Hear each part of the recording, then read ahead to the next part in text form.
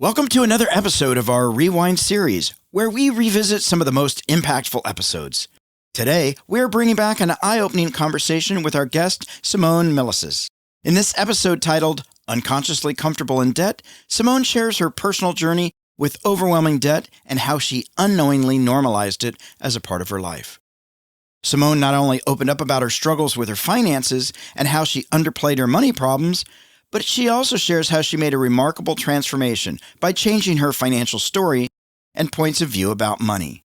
Today, Simone is a millionaire entrepreneur, speaker, and author with a thriving investment portfolio. Her story is amazing proof that it is never too late to start taking small steps towards financial freedom. In this episode, Simone discusses her experiences with debt and shares some of her strategies for breaking free from its hold. She talks about how she reassessed her financial habits, learned to recognize the underlying emotions driving her actions, and started taking practical steps towards a healthy relationship with money. Her insights are valuable for anyone who struggles with financial issues or wants to take control of their financial situation. So buckle up and take some notes. Let's go back in time and make sure unconsciously comfortable in debt is no longer part of anyone's vocabulary. Unless you're talking about this episode, then that's okay. That doesn't count. I'm Bob Wheeler, and this is Money You Should Ask, where we explore why we do what we do when it comes to money.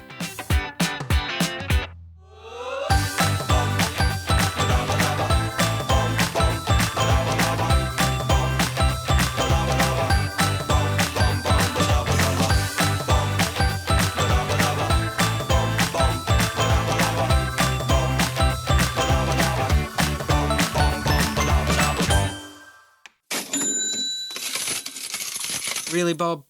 We went through this in the last episode. I pressed the button on the left. Sure you did.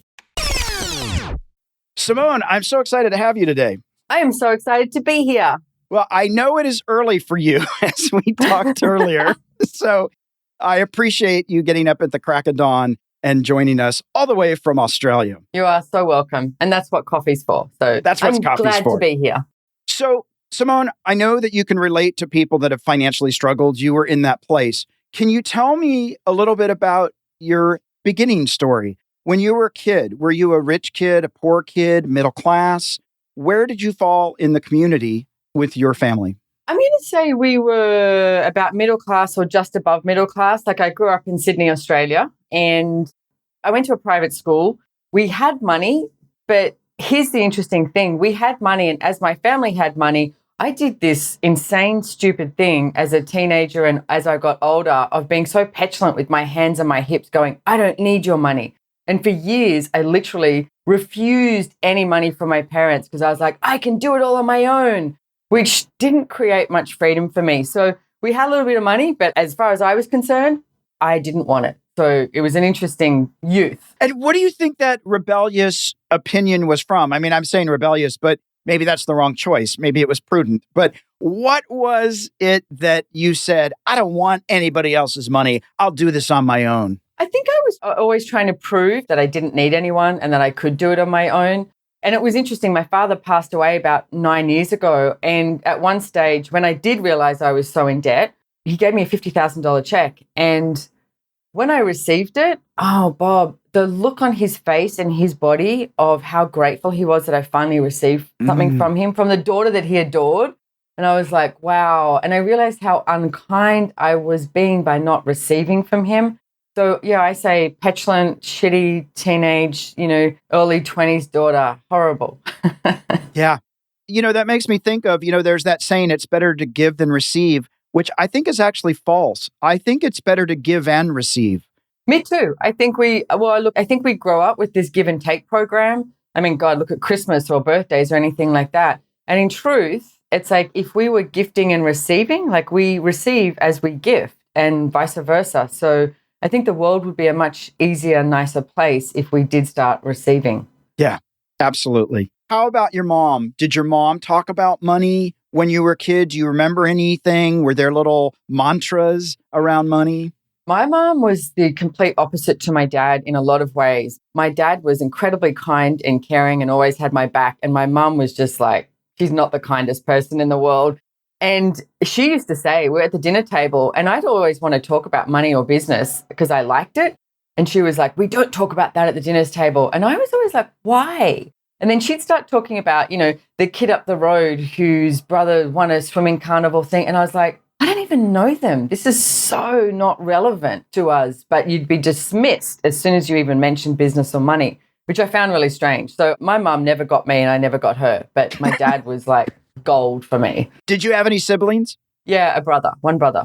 And are you the oldest or the youngest? I'm the youngest. I'm the baby. You're the baby, so you were the princess. I'm the baby. Did your parents treat you differently because of your gender? Yes, I will say that. And it's interesting because when my dad died, in his will, one of the things I noticed was he left, because he had a stock portfolio that was the family sort of thing, and he left that for my brother to take care of, which I know that at that time that he died, my father actually knew that I was doing better than my brother with portfolios, etc. But he was so old school, like he didn't do it to dismiss me. He was old school. It's like the men are meant to look after the women. And that's very much, my dad had a generosity of spirit that was huge. You looked after women. So I know that that's what he was doing. But yeah, I was treated differently for sure. Do you still buy into that notion that men should take care of women in your adult life? And if and when did you say no to that? I love being treated like a lady and being treated like a princess. Absolutely love it. Look, I don't know if it's fortunately or unfortunately, most of the relationships I've had, I've been the one that's earned more money. And I think that's a hurdle that a lot of people need to get over as well, because women go, but I don't want to pay for them. I'm like, if you want them to go, pay. Like, you're making money the relevant thing, whereas it's about two people hanging out together. But I love doors being opened for me. I love being, poured a glass of wine at dinner. It's like, I absolutely love being treated like a lady. So I think I love the women-men relationship that is possible. Yeah. And what I'm not hearing is that women aren't able to still be powerful and full of leadership and strong. None of that's negated by the fact of being treated like a woman. No, I think that's just a choice. And that's a choice for men and it's a choice for women. And in truth, like we were brought up with women are meant to stay at home, men are meant to go off to work, etc. And if you look at the 1950s, I mean, they had what they nicknamed mother's little helper, which was Valium. And it's like, and that's what they used to get through the day. It's like, you were on Valium your entire life. And if you switch it around, how many men actually love nesting and being at home and women want to go out and conquer the world? So I think we really need to start looking at, what do you want to choose as a person on this planet? Like, besides the fact if you have a vagina or a penis or anything like that, it's like, what do you want to choose? Like, make that your choice. Yeah, absolutely. And so you relate to people with debt because you had a lot of debt. How did you get into lots of debt? I had a good time, basically. Well, that's good. And I ignored bills. Like, you know what? Actually, that's a lie. I opened the bills and I'd put them in a little section and I would leave them there, but I wouldn't pay them. And no one ever knew that I was in debt because people would be like, you want to go, to Melbourne shopping? I'd be like, yeah. You want to do this? Yeah. I was like, of course, And I was very good at getting loans from different banks or associations or anything like that. So I don't know, somewhere in my insane mind, I thought, I'm going to wake up and someone's going to come along and just wave their little wand and it's all going to go away and everything's going to be okay. Because I really did refuse to have a look at how much debt I was in for a few years. Yeah. And do you remember during that time, was it, I'm going to have a good time, I don't care what debt I have? Like, was there a storyline that you had in terms of, I can spend whatever I want? Bob, I get I had the point of view that money will just keep showing up. And the funny thing is, it did. Like, I wasn't bad at creating money. I was just really good at spending it. Like, I was still making money and I was still creating money, but I would spend more than that old saying, I would spend more than what I was actually making. So I never doubted that money wouldn't show up. And I was always, I don't know, very diversified in my choices. Like, I know some people go, I need to have this job that I know I'm getting a wage or a salary, so I feel safe. That was not me. I was like, I'll do that, I'll do that, I'll do that, I'll do that, I'll do that, and would be in a million different places. So money showed up. I just spent too much. Yeah. I love that there's that sort of fearless approach. I grew up thinking, there's no safety net, there's no safety net, there's no safety net. Right. And so for me, I was always looking around, even though I took risks and did things other people wouldn't do. I still was sort of looking, is there a safety net somewhere in case I fall, I won't break my leg? Or maybe I just break my leg. Yeah. Well, it's interesting because when my father died, even though I refused money from him for so many years and all of this, and we did have a fabulous relationship, I remember being so upset and I was in the shower and bawling my eyes out. In my head, I was going, who's going to look after me now? And then I went, hang on a second. He hasn't looked after me for years. So what I did realize was he was my safety net, even though I was never willing to admit it. So he was always there. And he used to say to me, Simone, this is your life. You need to go and live it. And he'd say, you're so wild. He'd say, I pray for you at church on Sunday. And he'd go live your life. I'm here for you. So somewhere he did create that energy of having a safety net, which I'm really grateful for. Yeah, that's awesome. Now, when you talk about you had a shift of mindset, right? You shifted your point of view around money. Did you just wake up on Wednesday and you completely just changed your mind on Wednesday and everything got better on Thursday?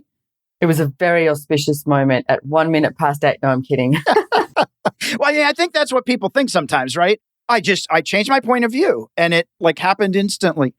It's sort of true. I started working with this company called Access Consciousness, which I've been working with now for 21 years and all these weird ass tools that Access Consciousness was talking about how to live your life and change things that aren't working for you. I was like, oh my God, this is what I know is possible in the world.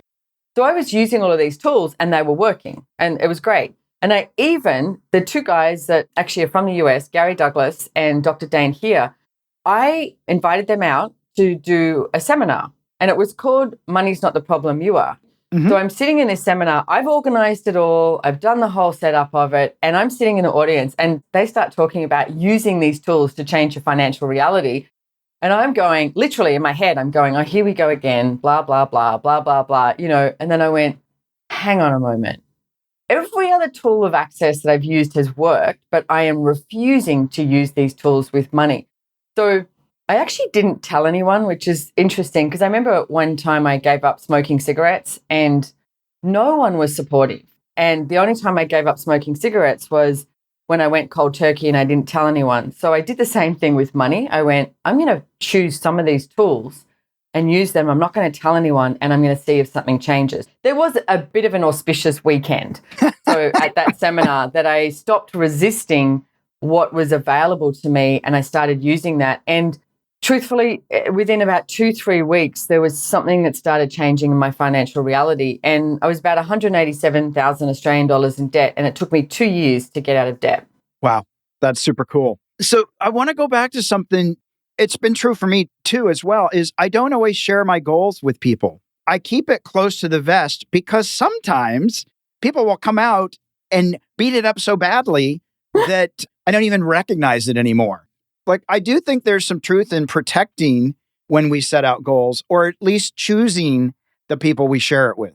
Would you agree? Yeah, I do. And unfortunately, I think it's mostly family and friends that do munch it all up. And what I've discovered is when you're truly choosing something greater and when you are asking for something greater and asking for something more than what everybody else has, it makes people so uncomfortable. And people don't like to be uncomfortable. They've already put you in some box. You're Simone that does XYZ. It's like you have a problem with money or you have this or you have that.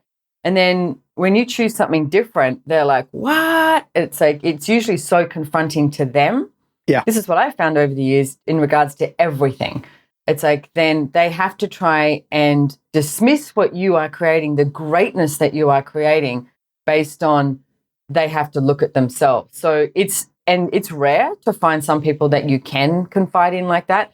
And I know it sounds really awful, but what if it wasn't? What if you were just smarter and you weren't trying to prove anything with what you're sharing? You just chose, and then you became an inspiration and an invitation, which I get is what I have become. And I think that's what you've become too, Bob. So if you just look at it in a little different way.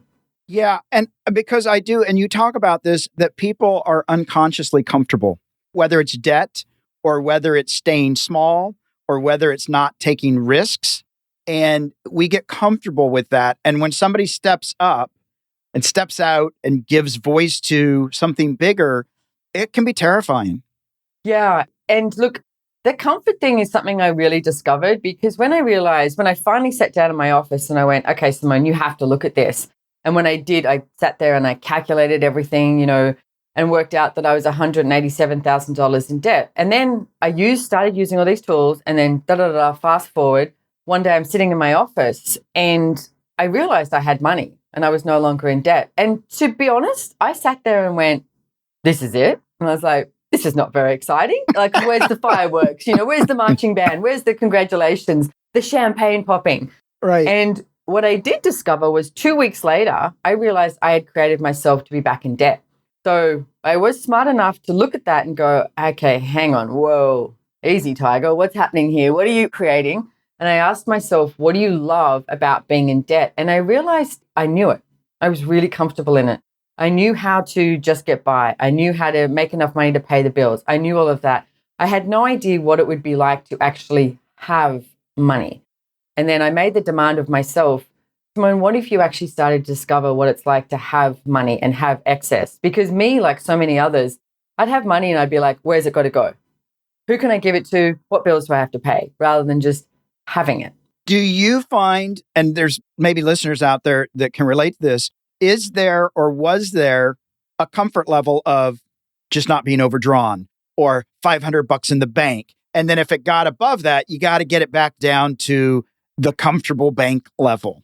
Yeah, look, I would say there is. And again, that's where you have to make your own demand and make your own choices, because I started making these little choices for myself going, well, what would it be like just to have $100,000 in my checking account and just have it there? Like, not have it be invested in something or anything, just have it. So I made these demands that I had a different scenario with money. And I think that's what you have to look at, because so many people look around and use everybody else as a reference point. Well, I'll give you a big hint. Breaking news, everyone looking at everyone else about money is not actually a great idea. It's like, what do you know about it? And start looking at that and making your own demands of what it is that you would like to have, but also not killing yourself over it. Like, one of the things that so many people say is, oh, when I have this amount of money, I'll be happy. And it doesn't work like that. It's like, if you wake up and you choose happy and you choose, hence why I wrote the book, Joy of Business, and you choose what is joyful for you, then money has this way of showing up. It's not, don't calculate it. It starts to show up in a really different way. Yeah. And I want to ask you if you come across this. So I step in and I let the money come, right? Now I've got money. People might judge me now. People are going to ask me for money. I might have to say no. People might be my friends now because I have money or my accomplishments, not because of who I am as a spirit. There's going to be all of this stuff that's going to come at me. And now I'm going to actually have to stand in all of that. And that's really uncomfortable. What do you say to people that, there's going to be impact when I actually allow success to come into my life? Everything that you said is true.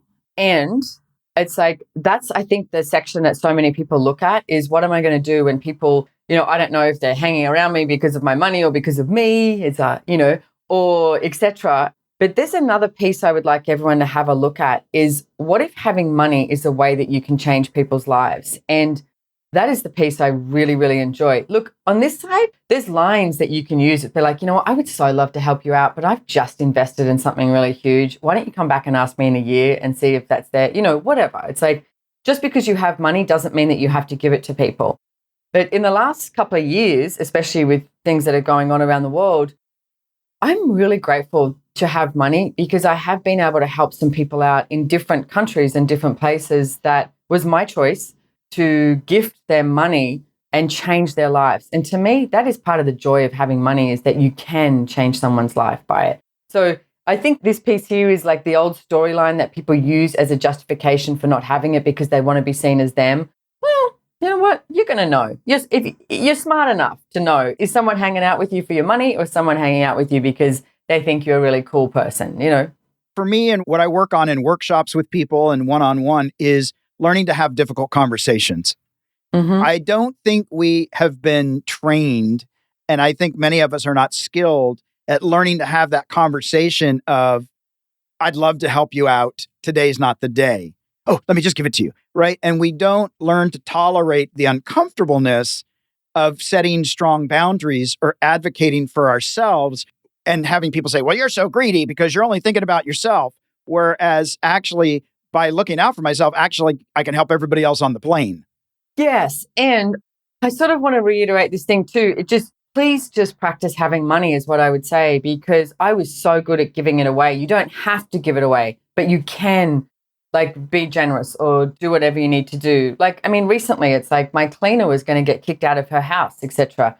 So I paid $4,000 for her to be able to pay 2 months rent. It's crazy in Australia right now because everyone wants to move to Queensland because of, anyway, blah, blah, blah, insanity. Because of the time zone. But exactly, because of the time zone. But everyone's getting houses sight unseen, and the rents are rising up. So it's really hard for a lot of people to actually stay where they're staying. And they're saying, we want you to pay 6 months out if you're doing this. So the fact that I could just go and help her do that it made my life easier. It made her life easier. And, that's just one story. And I like that I am able to choose that, but you don't have to as well, because I do see a lot of people trying to give away money. And you're correct. I think you need to talk about the elephant in the room. August 2020, we opened up a shop in the local village called Antiques and Possibilities. It's another business I have, antique shops. And yesterday I was just talking, saying, you know what, maybe if we should put a sign in the window saying it's not a museum, it's a shop, cash or card. Because people walk in and go, oh my God, this is beautiful, and you're like, I'm really happy that you think it's beautiful, but do you want to buy something? And I said, let's make a joke of paying for stuff, like buying something. But people they don't want to talk about money. And it's like, well, what if we did start talking about money? What if we didn't make it so significant and meaningful? Absolutely. So, Simone, I want to go back to that piece again about learning to have money. I think this is so important. Clients have come to me and said, hey, I just inherited $300,000 or I just got this windfall. And I've actually asked people to just actually leave it in their bank account for 4 weeks, because they'll say, now I can pay off that debt thing. And now I'm going to pay off the car. And and I say, what if you just let it sit there for 4 weeks or 6 weeks and just pay your minimums, do your things, but don't reaffirm the habit of pay off all the debt as soon as the money comes in, because then we never get to enjoy it. And it's amazing how many people are incredibly uncomfortable with letting $100,000 or $200,000 sit in their bank for 4 weeks. Yeah. Well, can I tell you really quickly, one of the tools that I use that actually changed my financial reality is every single cent that comes in, putting away 10% to honor you. So you earn $1, you put 10 cents away, that's for you. And I hated this tool. Honestly, I did. I resisted it so much. I was like, this is stupid. This is dumb. I owe all these people money. And one of these tools that Gary and Dane, from Access Consciousness were giving me is to put 10% away. And I hated it. But I also knew that I had to start doing something different because I wasn't getting anywhere with what I was choosing. So I thought, okay, let's do this for 3 months and see what happens. So for 3 months, every $100, I'd put $10 away. And it's an honoring account for you that you don't spend. You don't save for a rainy day. You don't, pay that surprise bill that comes in. It's just yours. So after 3 months, I noticed that it wasn't like I had a huge amount of money, but I had a different point of view around money because I actually had money. And I noticed energetically that things changed. So I have not spent that 10% except on anything that has, I would say, intrinsic value. Like I've bought gold, I've bought silver, I've bought platinum. I bought some diamonds and pearls, which is really fun to wear your 10%, around your neck sort of thing. Yeah. So, but having that 10%, that honor account, because then you start to look at the honor account first before the bills. And I think that's a really key point there. Yeah. And I want to talk about this a little bit more because I've been having this conversation with different people about pay yourself first, do the 10%. And it can be confusing if you're in this world of money where you already have some resistance. And so some people might be thinking, oh, cool, I'll put that into my overdraft account that will cover my overdrafts. It's not that. Mm-mm. And it's also not really just part of your regular investment portfolio. If you're setting aside money for investments, that is not this either. Mm-mm. Nope. And it doesn't mean you can never spend it. You have to die with it. Because then people are like, well, if I never get to spend it, then how am I honoring myself if I never get to spend it? Can you say a little bit more? Because I feel like this is such an important piece. So it really is. And thanks. I haven't actually looked at the death part. Mine just keeps accumulating and I keep. But look, there's a certain amount of money that I think everyone needs to have in a bank account like that where they can breathe. And for me, I remember at first when I got to $30,000, I was like, okay, I can breathe. And then it was like when I had $100,000 in there, it was like, okay, this is a different energy, and you choose different. Like, that's the thing I noticed. And you can't fathom that until you're there, and everyone is different. And as the money grows and expands. Now, what I want to say is the projections that you get from people, you need to just be an interesting point of view. Like, it's like they have that point of view, that doesn't have to be yours. Banks, accountants, mortgage brokers, all of them think you are insane for just having this bank account that has this money just sitting in there. Like, it's not an offset account. It's not, all these different things that they're like, I will advise you of this. And I keep going, nope, nope, nope, nope, nope, I'm not using it. I have noticed that banks are more willing to give me money based on I have this like little tidy, section here. So I use that to my advantage. But you have to make these choices again, like for yourself, and keep choosing that and not choose based on everybody else's projections and expectations of what you should be doing with it. I would say the amount of money that I have created based on having this 10% account is much larger than what I would have if I hadn't. And I've never thought about the death thing. I'm like, well, my niece and nephew will be happy. Yeah. But I don't, it's sort of become not relevant to me because Right. I've created wealth in all these different areas that it's like, this is literally this honeypot that is an honoring of me, which I had never done before. Do you come across people with imposter syndrome, with like, I don't deserve all this money? And I've shared this story about myself. I will sometimes be working on a client stuff and I'm like, oh, that's nice. They've got 2 rental properties. Oh, they're making this much in revenue from their business. Gosh, I wish I could do that. And then I stop for a minute and go, oh my God, you're so stupid. I have those things. Like, I have that revenue. I've had those properties. And in my mind, I discount them for me, but I look at other people and I go, wow, that's so amazing. And then for myself, even if when I run a personal balance sheet on myself, I'm like, oh, that's actually pretty good. But in my mind, I still sometimes come from, oh, I hope one day, instead of, you know what, life's not bad. Get over it. Yeah. Do you come across that sometimes? Or is it just me? No, look, I think that most people, to be honest, if people are really like brutally honest with themselves, most people don't create for money. Like, you think you do, you say you do, but you don't. It's like, I don't wake up in the morning and go, right, what am I working on today that's going to bring money in? Right. Everything I do is because I friggin' love it. I love what I be in the world and what I can choose in the world and how I reach so many people around the world and all of that. I facilitate a seminar and I'm not going counting the money. I'm like, wow, when people's lives change, you're like, that's what I'm doing this for. So I think we don't calculate the money that we have the way we think we should. Right. And if it's just there and then it's like, it's such a mind screw up money. It's like people and everyone I see that makes it so significant and means something, all they're doing is like pushing it away. Like, one of the things I talk about too is like, if you are making money mean something more than you, then it will always control you. I mean, you could put that in relationships as well. If you're putting your partner as someone who is, is more significant than you, then they will be able to control you. So are you letting money or anyone control you? And what if today was the day at this moment that you stopped and went, okay, you know what? I'm great how I am and money is not relevant and I'm going to receive more. Like, let's play. I think that's so important. I think it is important that we love what we do. When I started the podcast, I wrote the book, started doing workshops, my whole mission was to start conversations about money. Now, a business coach would say, not a real good business model, Bob. Right. It's supposed to be what's going to be the profit and what's going to be the funnel. And it's like, no, I just really want to have conversations around money and emotions and all the unconscious choices that we make, because I realize how much that impacted my life and I see it in my clients. Some people would look and say, no, you got to figure out, you got to make that turn into $25,000, or you've got to exponentially do this and that. And for me, I love what I do and all that I do. Even the accounting, I used to tell people, look, I'd probably do this stuff for free if I didn't have all my staff asking for paychecks at the end of the week. I just do it. I read that you're a CPA as well. Yeah. That's a bit of diversity there. Well, I got a little left and right brain all going on at the same time. Comedy, CPA, they don't usually go together, my friend. Not a lot. Bob Newhart, probably one of the few other CPAs out there. Right. I just think follow your passion, but consciously and proactively follow your passion so that you're not caught in a situation where you can't take care of yourself. Yeah.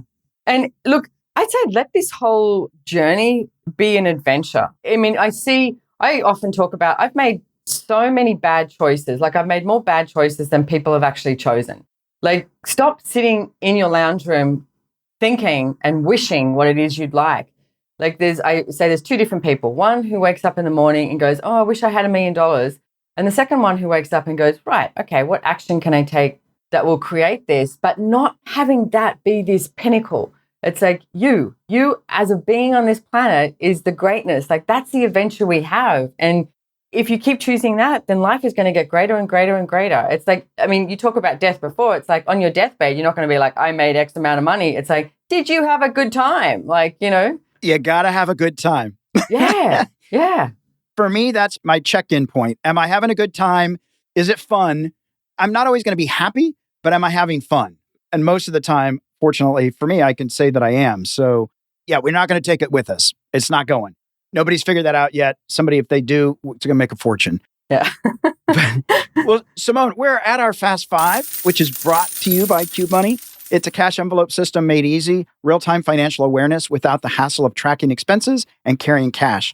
So we're just going to shift the energy, and I'm going to ask you some top-of-mind questions, and I know you'll play along. So here we're going to start. If you could ask your indoor plant one thing, what would it be? Oh, what do you need from me today? Always, every day. Probably I don't water. know. You tell me. Yeah. Water. Some good soil. What's your financial superhero power? Diversity and choice. When is credit card debt okay? When you're okay with it and you're not judging it and you are the only one that knows when it's getting out of hand. Use it to your advantage. What's a deal breaker in a friendship? Them judging me. What is one thing you prefer to not live without? Space, like my alone time. Yeah. That's an important piece. That's an important component. Having space. Yeah. Yeah, I love that. Well, we're at our M&M moment, our sweet spot, and I'm wondering if you have a practical financial tip or a piece of wealth wisdom you could offer our listeners? Yeah, don't judge, don't wake up with that litany of judgment about the money that you don't have or the money that you do have. Come out of judgment. If you come out of judgment, there's so much more that you can receive. Absolutely. Well, Simone, this has been such a great conversation, and I hope that people will do their research and go grab your books, take a workshop, listen to your podcast. That judgment piece is so important, like letting go of the judgment and really being curious. And what I've really heard from you is just that. So that if somebody's coming at you with a point of view, you can say, oh, wow, that's interesting. That's their point of view. That's not necessarily my point of view. So it sounds like there's a bit of a welcoming curiosity and not really looking and going, wrong. And I don't hear a lot of blame, even in like the story of growing up or when your dad left the money to your brother. It's not like evil. It's, oh, I get it. And then there's still that love and appreciation for the parents, even though maybe your mom and you didn't line up always perfectly. I'm still just hearing this place of, I'm doing my own thing and I'm not taking anybody else down for the way my life has turned out. Yeah, look, I think every single thing that shows up in your life, you gain awareness from it. I mean, I wrote my book, Getting Out of Debt Joyfully, based on being in debt. And I have come across that, people, and you said it, point of view, it's like some people have $10 in their bank account and some people have 10,000 or 10 million. They have the same stuff that shows up because it's their point of view that limits them. So it's not money that makes you greater. It's not money that makes you less. It's your point of view. So if you can have a look at that and change that, and like I said before, you get to wake up happy. It's like then you can create something entirely different. Absolutely. Simone, where can people find you online and on the internet, your books, your podcast? Well, I've got a good name to Google because so far I've never discovered another Simone Milasas. So if you look at Simone Milasas, Milasas, and that's my Instagram handle, my website, you can find me on accessconsciousness.com, the books, Joy Business, Getting Out of Debt Joyfully. And the third one I actually wrote was called Relationship, Are You Sure You Want One? That's a whole other story. I wrote that with my ex. So, There's a whole podcast there. Yes, there is. Well, Simone, it has been so awesome. I so appreciate you getting up early to chat with us today. You're so welcome. It's just been awesome. I love what you're doing out there. Please keep sharing the message. I was going to say preaching to the choir because I'm the choir. I'm like, tell me. Amen, amen. So great stuff that you're doing. And thanks again for spending some time with us today. Well, thank you so much for having me, Bob. And I want to say the same to you. Thank you for everything that you're contributing in the world too. Like, thank you for being you. That's the key here. We all be that. It's like different world. So thank you. It's been an absolute honor.